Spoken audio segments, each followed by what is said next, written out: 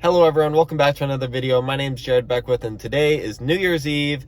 It's 6:47 p.m. so I'm actually working the night shift today. I'm going to be monitoring epilepsy patients and patients in the ICU on EEG. So that is, if you're not familiar, an EEG technologist puts wires on the patient's scalp and records their brain activity, and we just monitor the brain waves. I'll let you guys know how my day goes. And also, New Year's Eve is a time to set goals. So I have to think about my goals during my shift and what I want to accomplish in 2022.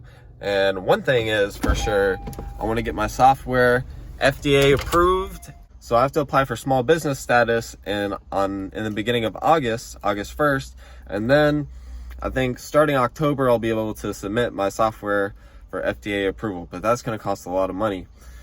So this is why I'm at work on a holiday, guys, to make money so I can pay for my software to get FDA approved. That's my big 2022 goal.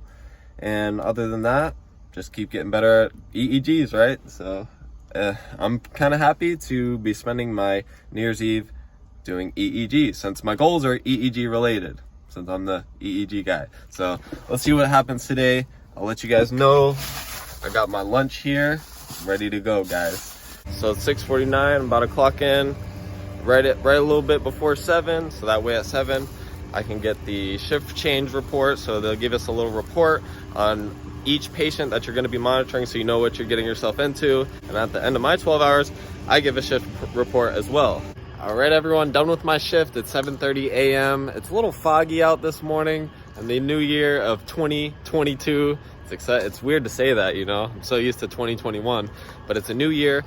And I just wanted to break down what kind of patients I monitored today, what I went through during my stay in the epilepsy monitoring unit, monitoring these patients.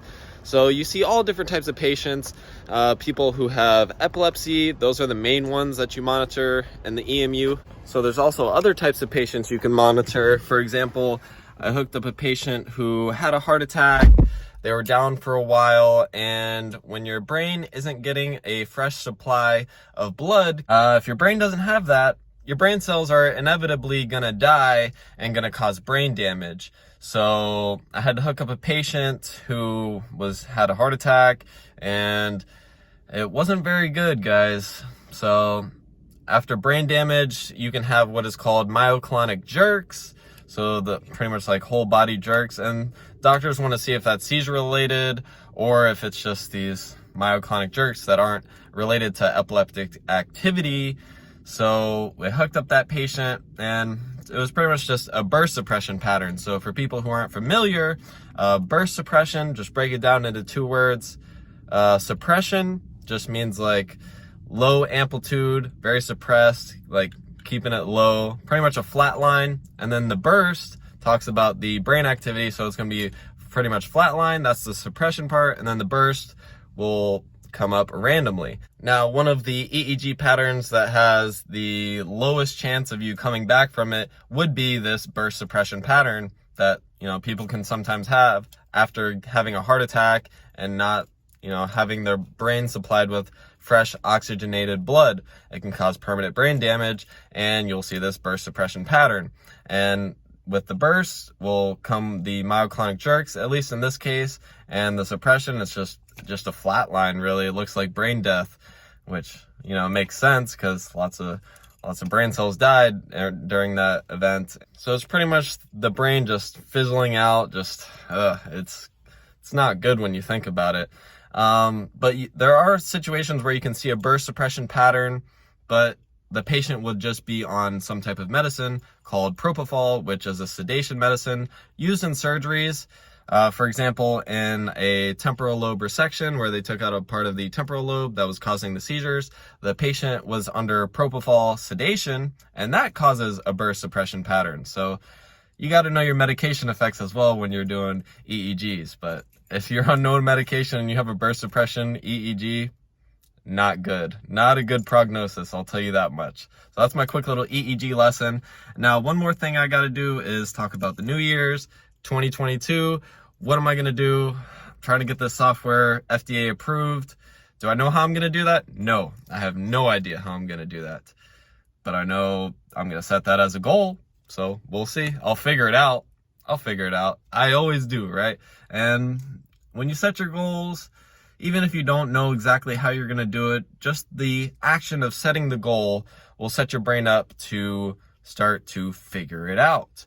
One book that I read that I really liked is called Psycho-Cybernetics. And in that book, it talks about how humans are essentially goal-striving organisms. Like, we all optimize towards different goals. What goals are you setting up for yourself, you know? So once you set up a goal in your mind, it's kind of like a heat-seeking missile.